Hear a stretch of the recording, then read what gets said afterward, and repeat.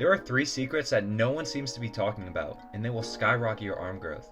Implementing these 3 tips transform my arms from this into this, and it will do the same for you. Welcome back to another video. I'm Brendan Martinez. I'm currently getting my doctorate in physical therapy. Now let's jump into the 3 tips to help you get your dream arms today. Starting with tip number 1, we want to improve our mind-muscle connection. Now this concept was completely foreign to me when I first started lifting, and it took me quite a while to fully understand what it is and why it's important.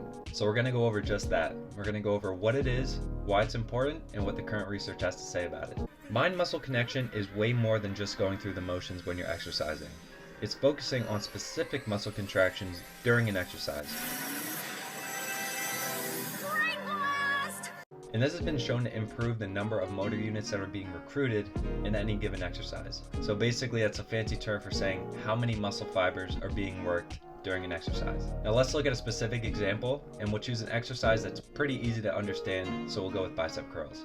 Instead of just going through the motions and trying to complete as many reps as you can, focus on squeezing your biceps as strong as you can and try to really control the movement. And when you do this properly, you're going to feel an immediate difference. And oftentimes, a weight that you can do in the past that was pretty easy tends to not be super easy when you incorporate this. And just like anything, this takes practice. And it can be done with any exercise and any muscle group. And as you continue to consistently improve with this technique, I promise you, you're going to start seeing results in no time. Now, before we jump into the next tip, what does the current research say about this? In a 2016 study, they looked at 18 resistance-trained men and had them perform a 1-rep max on bench. Then perform 3 different bench pressing conditions at 20, 40, 60, and 80% of their 1-rep max, and looked at muscle activation using EMGs. They found that focusing on the mind-muscle connection showed a significant increase in muscle activation, and this was backed by the EMG study. And this technique can take a little while to really get the hang of it, but keep practicing and you're going to start seeing significant improvements in your muscle growth.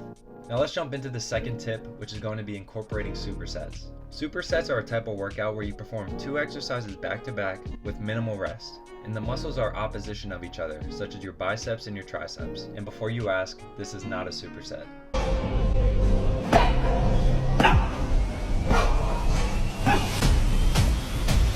But in all seriousness, supersets are amazing for fitting more exercises into a workout if you're short on time, but it also increases your time under tension.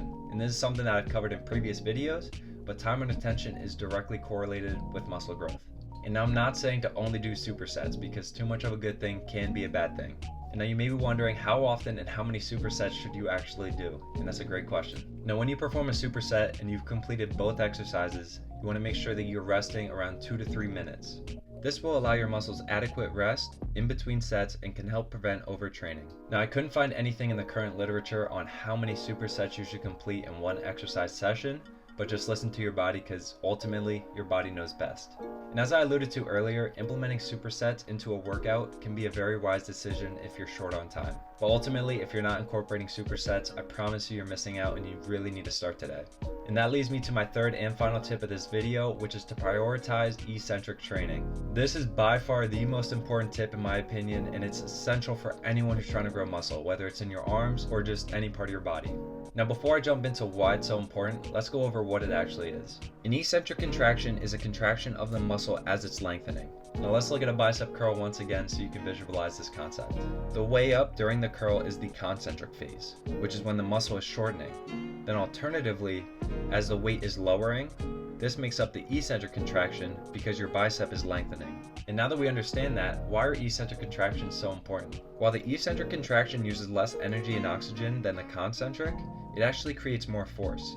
And in turn, this will not only enhance muscle growth, but also increase the rate of metabolism, which will promote weight loss.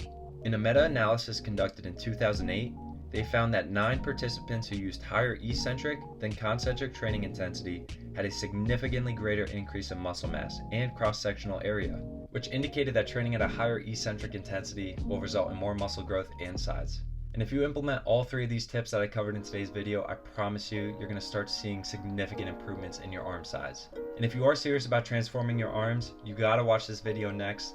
It's going to teach you how to get wider biceps, which is an important concept that you can't neglect.